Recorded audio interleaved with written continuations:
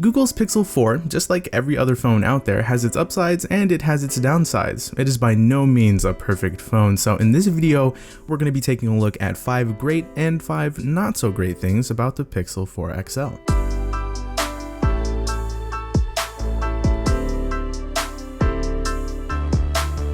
Starting off with the good stuff, the 4 XL's panel is very pleasing to look at, and not only because of the fact that it's super clean and crisp, the colors are excellent and easily tunable, but it's also great because it's got a 90Hz refresh rate, which just enhances the overall user experience. Now, it may not be the brightest display out there, which is pretty unfortunate, but it's still one of the phone's best features. It's a great display. Next, we're talking performance. This phone has been buttery smooth and lag-free in my use since the day I started using it, and it shows no signs of slowing down. Everything that I do has proven to be no sweat for this device. Shout out to Google for adding that extra RAM. That was needed. Like, desperately. This is no doubt the smoothest, fastest Pixel yet, and it's one of the best performers you'll find in an Android device today. Next up, software. As we know, Pixels are all about software, from the heavy assistant integration, now playing and call screening features, the motion sense gestures, to all of the added customization you can use to fit the user experience to your liking, like dark mode, Google's excellent wallpaper collection, the dedicated style section, and more. Pixelized Android is a nice, clean, simple, yet super smart and powerful bloatware-free OS. Not to mention all of the software processing that goes on in the background to help make the pictures we take look so good. Thankfully, paired with the good software is good hardware. The Pixel 4 may not be the most attractive phone around, but it's well built with a welcome choice of materials. The matte glass along with the coated edges make the phone feel great in the hand. The materials complement the software very nicely, and on top of that, the buttons are nice and clicky, and the haptics are about as good as you'll get on any Android phone as of now. To me, this is how a Pixel phone should feel. Now I know you saw this one coming. We're talking cameras. Once again, the Pixel delivers what is arguably the best camera for normal, everyday picture taking. Pictures come out looking fantastic with great detail, color accuracy, and dynamic range. We get really impressive results at 8x zoom, portrait shots are improved with better edge detection, and low light shots get more fun with Night Sight's new astrophotography mode. Now, I haven't had the chance to test this out myself, but as we've seen, you'll be able to get some really awesome looking results.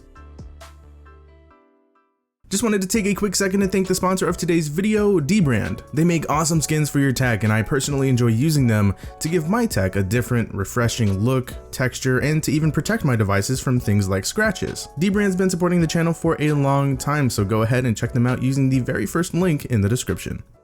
Alright, so moving on to the not so great things. Now, I know I just got finished talking about how great the cameras are in the previous segment, but let's not ignore the downsides of the cameras, because yes, there are downsides. So for one, there's no ultra-wide lens, which has evidently become a standard for pretty much every other major manufacturer out there. So it was really disappointing for people like myself who really enjoy using ultra-wides to see Google dismiss this opportunity to hop on that bandwagon. On top of that, Google didn't really seem interested in video capture enough to want to upgrade and polish the Pixel's video quality, which was already behind the competition, much less add 4K recording at 60 frames per second. Now, video results are not absolute garbage, so they're more than usable, but it's clear that when compared to the competition, Google definitely missed the mark. In a nutshell, this isn't the phone you want to grab if you like taking super wide angle shots and super high quality video.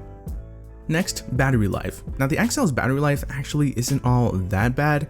It's kind of average, but it's not as great as what we get from other devices in this tier of smartphones like the 7 Pro, Note 10 Plus, and especially the iPhone 11 Pro Max. With moderate to heavy use, you can get through a day fairly comfortably, but I found that I cannot rely on this battery as much as I can with other phones, and I find myself having to plug in earlier than I normally do. And this is the XL's battery I'm talking about here. From what we've seen, the regular, smaller Pixel 4's battery is just sad, to the point where it's barely even worth mentioning.